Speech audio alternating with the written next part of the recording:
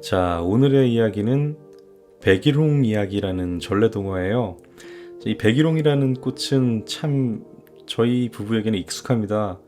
일단 저희 고향인 그리고 우리 별동이 엄마의 시댁인 그 강릉이라는 곳의 강릉시 시화이기도 해요. 이게 100일 동안 붉게 피어 있다 해서 백일홍인데 정말 꽃이 오래 피어 있어요. 그리고 저희 이제 고향집 앞마당에도 두 그루가 있고 굉장히 예쁩니다. 또 이제 잘 자라기도 하고 되게 튼튼한 나무예요. 크면은 굉장히 크기도 한데 보통 이제 보통은 사람 키보다 약간 더 크게 이제 자라는 것 같아요. 참 예쁩니다. 강릉에 가면 아주 흔하게 볼 수 있어요. 길 옆으로 지나다니는데 붉은 꽃이 나무에 피어 있다. 그냥 백일홍이라 생각하시면 됩니다. 자, 그러면 한번 들어가 볼게요. 아, 참고로 이 이야기는 저는 처음 봅니다. 약속이라는 단어가 나오고, 자, 어떤 이야기일까요? 백일홍의 전설 같은 얘기일 텐데 들어가 보죠. 백일홍 이야기. 옛날 어느 바닷가에 있는 작은 마을의 이야기예요. 한적하고 평화롭기만 하던 이 마을에 어느 날부터 커다란 걱정거리가 생겼어요.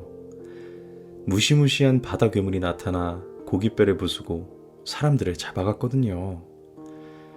마을 사람들이 용왕님께 빌고 또 빌었지만 바다 괴물은 계속 나타나 사람들을 괴롭혔어요. 결국 사람들은 해마다 아름다운 처녀를 괴물의 제물로 바치게 되었답니다. 어느 해 착하고 예쁘기로 소문 자자하던 다니가 괴물의 제물로 끌려가게 되었어요. 아이고, 어여쁜 우리 딸 다니야.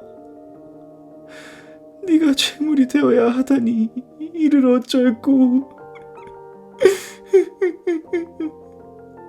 부모님은 다니 손을 부여잡고 눈물만 흘렸죠.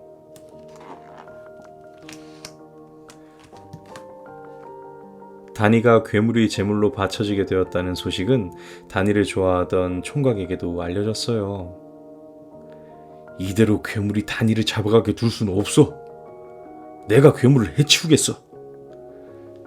총각은 괴물과 맞서 싸우기로 결심했어요.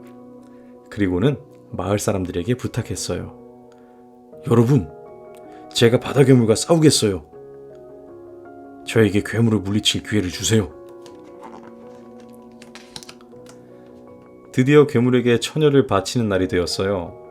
제단 앞에 곱게 단장한 처녀가 앉아 있었지요. 붉은 옷을 입은 무녀는 허이허이 춤을 추며 처녀 주위를 빙글빙글 맴돌았어요. 그때였어요. 갑자기 산처럼 큰 파도가 일렁이더니 시커먼 괴물이 나타났어요. 괴물은 처녀에게 스르르 다가왔어요. 괴물이 처녀를 삼키려는 순간 숨죽이고 있던 처녀가 재빨리 일어나 긴 칼로 괴물의 눈을 찔렀어요. 그 처녀는 다니가 아니라 총각이었죠. 하늘을 찢을 듯한 비명을 지르며 비틀대던 괴물은 이내 물속으로 사라졌어요. 괴물이 사라지자 마을에 큰 잔치가 열렸어요. 얼씨구 좋다! 괴물이 사라졌네! 진작 괴물과 맞서 싸우면 될 것을 총각이 정말 큰일을 해냈지 뭐야. 사람들은 덩실덩실 춤을 추며 바다 괴물이 사라진 것을 기뻐했어요. 그리고 총각은 용기를 내어 다니에게 청혼을 했죠. 다니도 용감한 총각과의 혼례를 약속했답니다. 그런데 혼례를 앞둔 다니가 무서운 꿈을 꾸었어요. 커다란 괴물의 입속으로 마을 사람들이 이렇게 다 휩쓸려 들어가고 있어요. 초가지붕을 밟고 있는 거 보니까 마을인 것 같은데 뭐 배고 뭐고 가재도 구고 다 떠내려가고 있어요. 사람들이 괴물에게 이제 빨아들이듯이 빨려 들어가듯이 이제 잡아먹히는 장면이죠. 자, 무서운 꿈을 꾸었네요. 아무래도 꿈이 이상해요. 괴물이 다시 나타날 것 같아요. 하얗게 질린 채 꿈 이야기를 하는 다니가 불안해하자 총각은 씩씩한 목소리로 다니를 안심시켰어요. 너무 걱정 마시오. 내가 괴물을 찾아 물리치고 오겠소. 다니는 총각이 믿음직스러웠지만 혹시나 다시 만나지 못하면 어쩌나 하는 생각에 눈물이 났어요. 이번에는 시간이 오래 걸릴지도 모르오. 하지만 100일 안에는 반드시 돌아올 것이오.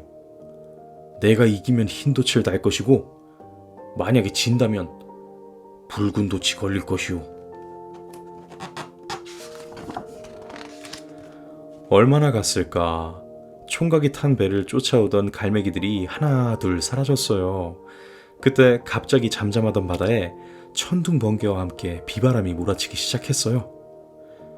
잠시 후 출렁이던 바닷물이 큰 소용돌이를 일으키며 하늘로 솟구치면서 괴물이 나타났어요. 총각은 칼을 움켜쥐고 괴물과 맞서 싸웠어요. 총각과 괴물의 싸움은 오랫동안 계속되었죠. 마침내 총각은 지쳐 흐느적거리는 괴물의 머리를 베었어요. 몸부림을 치며 괴로워하던 괴물은 결국 죽고 말았답니다.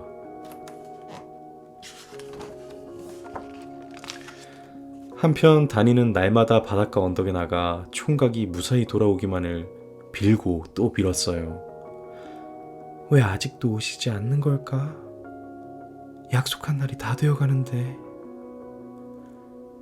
다니가 바닷가 언덕에 나올 때마다 한 개씩 쌓은 작은 돌멩이는 어느덧 100개가 다 되었지요. 바로 그때 바다 저편에 배 한 척이 보이기 시작했어요. 부디 흰 돛이 보이게 해주세요. 부디. 그런데 이게 어찌된 일일까요? 어렴풋이 보이던 배가 가까워질수록 돛은 점점 붉은색으로 보였어요. 괴물에게 친 것이 분명해. 슬픔을 이기지 못한 다니는 언덕 아래로 몸을 던졌어요. 배에서 내린 총각은 곧바로 다니를 찾았지만 다니는 이미 숨을 거둔 뒤였어요. 돛이 붉은 것은 괴물의 피 때문이라오.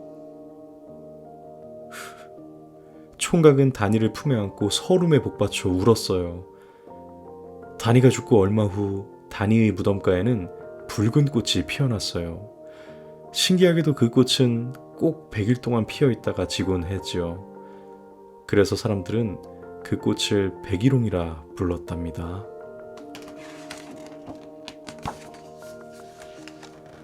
자, 이야기가 끝이 났습니다. 참 가슴 아픈 이야기인데 가슴이 아픔과 동시에 가슴이 아주 답답한 동화입니다. 참 어른으로서 동화를 읽기, 특히 전래동화 읽기가 더 힘드네요. 진짜 제가 그렇게 어른스럽지 않은 어린임에도 불구하고 사리 판단을 하다 보니까 아니 그 좀 확인이나 좀 하지. 그 바다에서 죽었으면 배는 또 어떻게 돌아와요. 그리고 참 그렇게 쉽게 그 몸을 던지나. 아무리 슬픔을 견디지 못했다 하더라도 좀 확인은 하고 던지지. 로미오와 줄리엣처럼 이렇게 서로 따라 죽는 이게 옛날 이야기에서는 되게 로맨틱한 그런 느낌을 주나 봐요. 사실 그렇긴 하죠. 목숨을 걸 정도의 사랑이다 라는 거니까. 그치만 참 안타깝네요. 야, 이게 백일홍에 이런 이야기가 숨어있을 줄이야. 참. 나중에 혹시 백일홍을 직접 보게 되신다면 자, 오늘 읽은 백일홍 이야기를 한번 떠올려 보세요. 그리고 절대로 성급하게 포기하지 않기를 다시 한번 되뇌이시길 바랍니다. 자, 드디어 30번째가 됐는데요. 처음에 10번째 동화를 이렇게 촬영을 할 때만 해도 굉장히 많이 했다 생각했는데 오히려 이게 30번째가 되니까 굉장히 적게 한 것 같아요.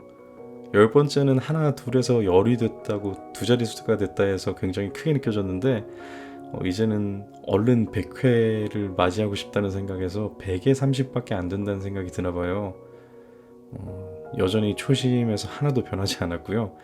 다만 한 가지 아쉬운 거는 최근에 이제 일이 좀 바쁘다 보니까 컨디션이 안 좋아서 목소리가 굉장히 잘 안 나오네요. 목이 안 좋아요. 그리고 또 피곤한 상태에서 읽다 보니까 실수도 굉장히 많이 하고요. 물론 그 편집 과정에서 걸러낼 수 없는 건 아니지만 아무래도 실수 없이 쭉 가는 게 전체적인 이제 흐름상 훨씬 나은데, 네, 매끄럽지 못한 이야기를 들려드려서 죄송하게 생각합니다. 하지만 그래도 아이들을 위해서 꾸준히 들려주셨으면 좋겠습니다. 자, 30번째 동화 백일홍 이야기였습니다.